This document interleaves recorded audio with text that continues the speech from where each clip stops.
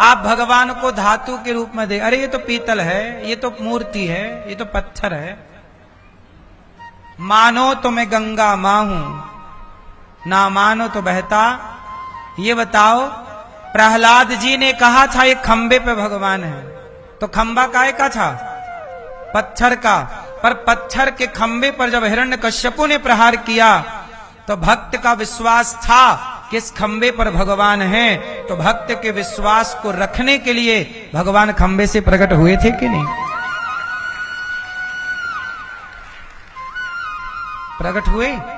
यदि प्रहलाद के विश्वास को रखने के लिए प्रकट हो सकते हैं तो आपका विश्वास होगा तो भगवान नहीं होंगे। इसलिए कमी किसकी है मेरी मां? आपके विश्वास की। आप विश्वास ही नहीं करते कि ये भगवान है। जब आप पत्थर मानोगे तो पत्थर से क्या पाओगे?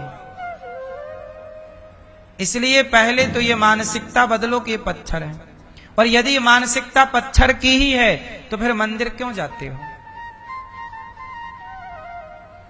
मंदिर में जो भगवान है वो स्वयं साक्षात भगवान। कलयुग है ये। त्रेता में चलते फिरते राम मिलते थे, द्वापर में चलते फिरते कृष्ण मिलते थे, पर कलयुग है।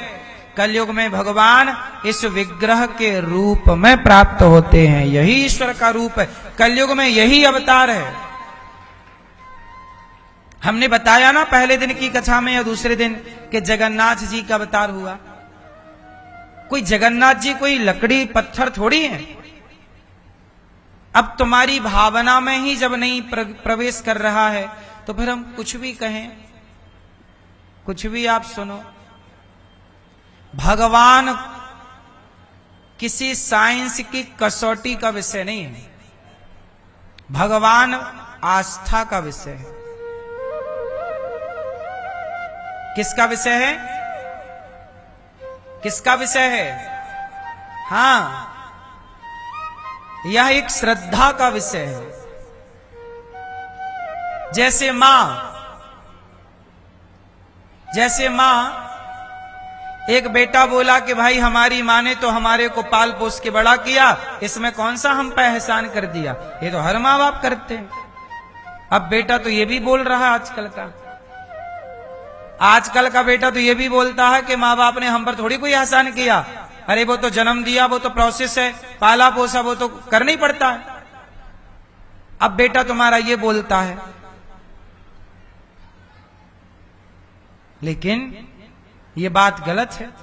सच्चाई क्या है कि मानो तो माँ बाप भगवान है, नहीं मानो तो फिर तो वो एक प्रोसेस सबके साथ चल ही रहा है।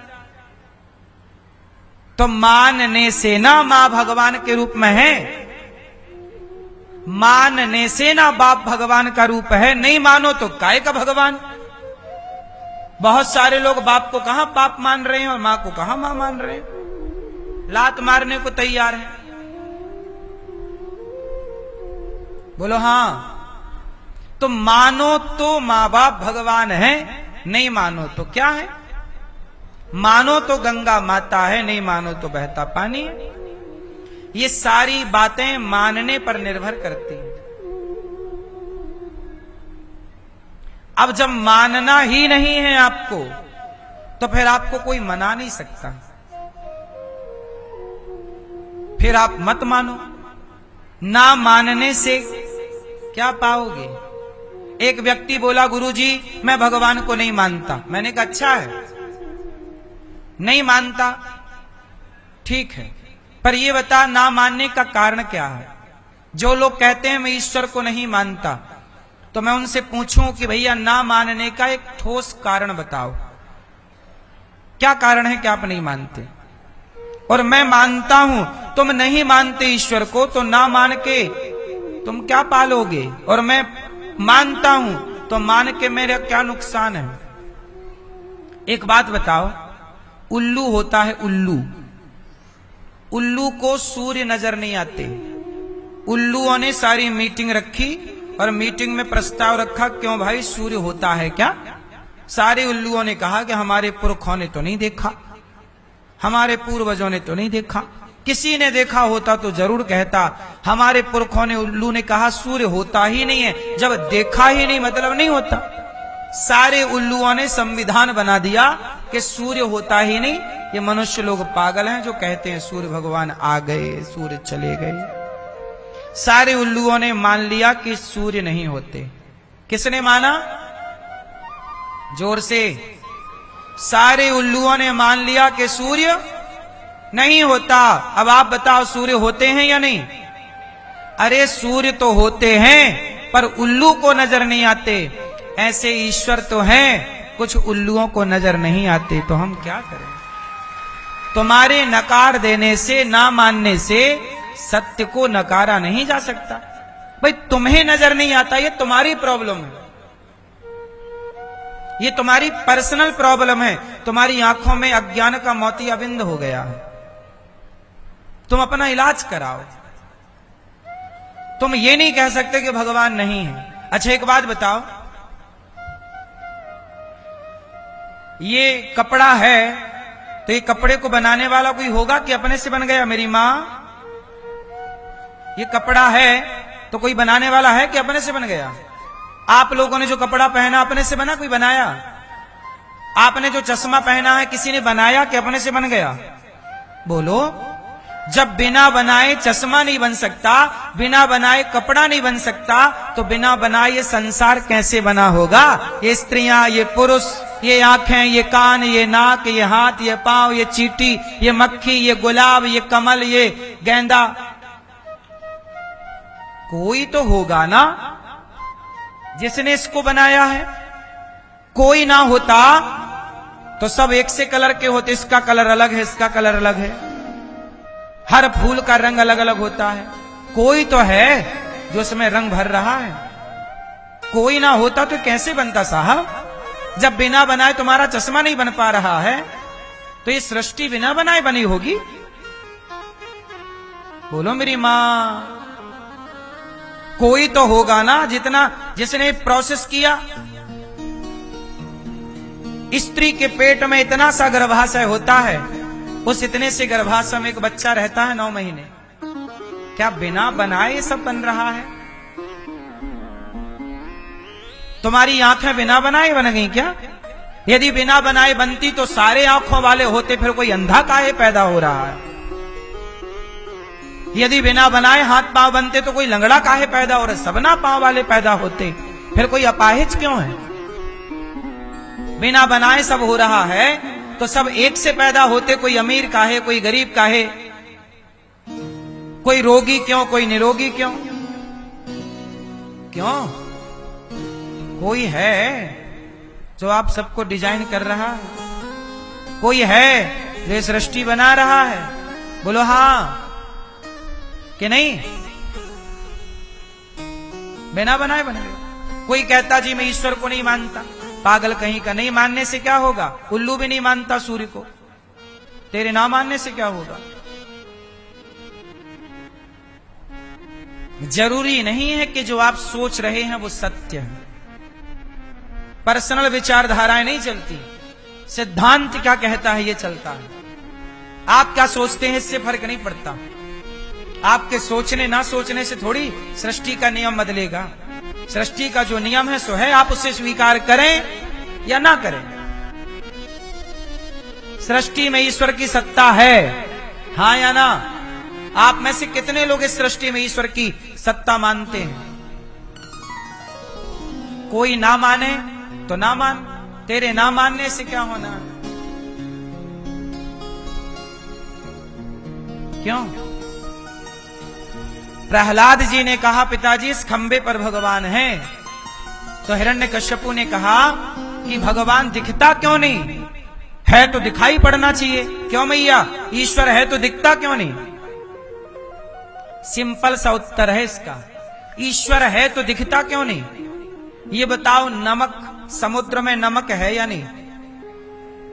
समुद्र में नमक है या नहीं?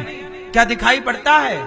जैसे समुद्र में नमक तो है पर दिखता नहीं है। नहीं दिखता तो ये थोड़ी मान लें कि नहीं है।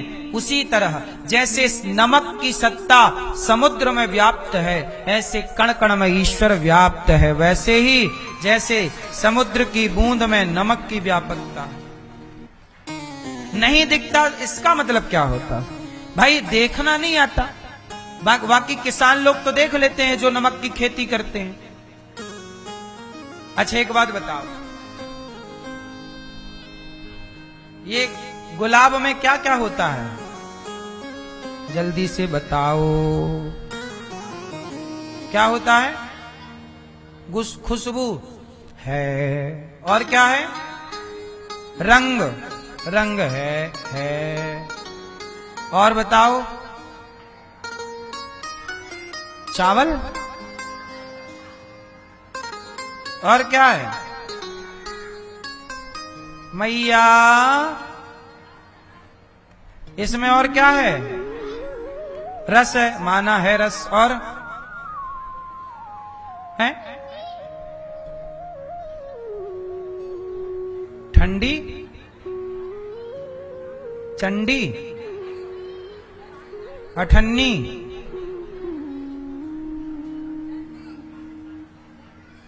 डंडी,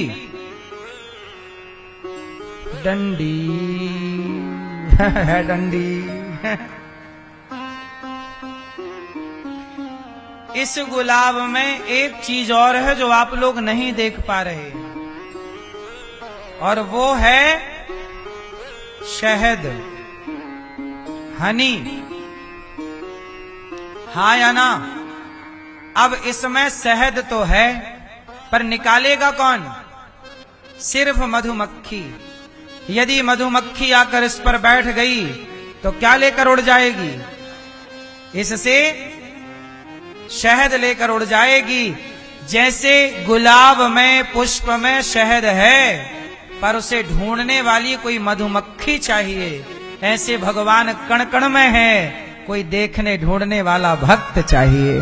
भक्त है तो प्रहलाद को खम्बे पर नजर आ गए, भक्त हैं तो मीराबाई को नजर आ गए, सूरदास, रैदास, कबीरदास, रसखान को नजर आ गए। और जिसे जो भक्त नहीं है वो चिल्लाता रहा, भगवान कहाँ है, भगवान कहाँ है।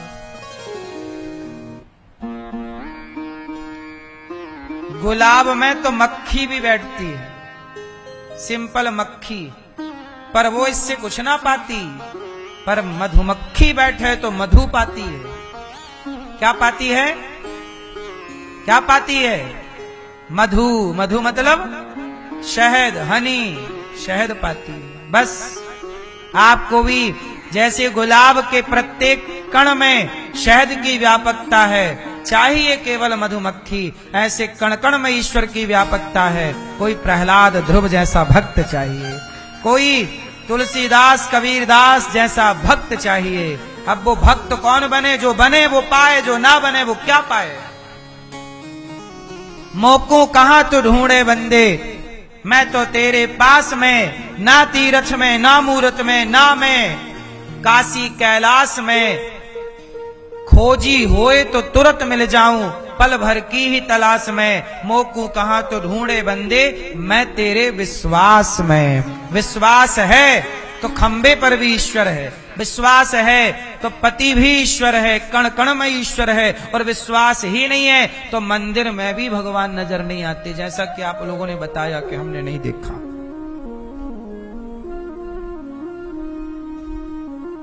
आप सैकड़ों बार मंदिर गए होंगे, लेकिन आपको क्या नजर नहीं आए? भगवान। और अभी 2-4 बार और जन्म लेंगे आप लोग, फिर भी यही कहेंगे, नहीं जी हमने तो भगवान को नहीं देखा, नहीं देखा नहीं। जबकि मंदिर रोज जाते हैं, कीर्तन मंदिर में करेंगे श्री राम जय राम जय, पति से बोल के जा रही, हम कीर्तन में मंदिर जा रहे हैं भगवान के पास। और झूठ और बोलेंगे कि नहीं जी हमने नहीं देखा। मेरी मां, आप किसे धोखे में रखी हो? स्वयं को। ये धोखा आप किसे दे रहे हैं? हमें नहीं, पड़ोसी को भी नहीं, स्वयं को। ये सवाल ईश्वर पूछेंगे, मुझे देखा? नहीं, आपको तो नहीं देखा। अरे भगवान बोले तेरे घर में मैं था, तू रोज गोपाल जी की पूजा करती थी कि नहीं, भोग लगाती थी, मैं कौन था वो? नहीं वो तो अष्ट धातु थी। तो धातु की पूजा कौन करता है? धातु की पूजा कौन करता है? भगवान की ना की जाती है। कोई गरीब के रूप में कौन था? भगवान थे। भूखे के रूप में कौन? भगवान। ना जाने किस रूप में, हर रूप में ईश्वर का दर्शन करना सीखो।